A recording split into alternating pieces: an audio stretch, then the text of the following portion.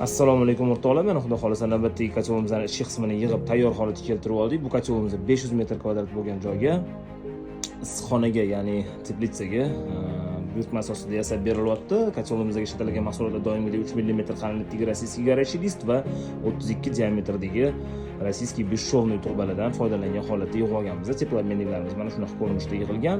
Ichki qismini to'liq suv bilan to'ldirilgan holatda tekshirib olamiz.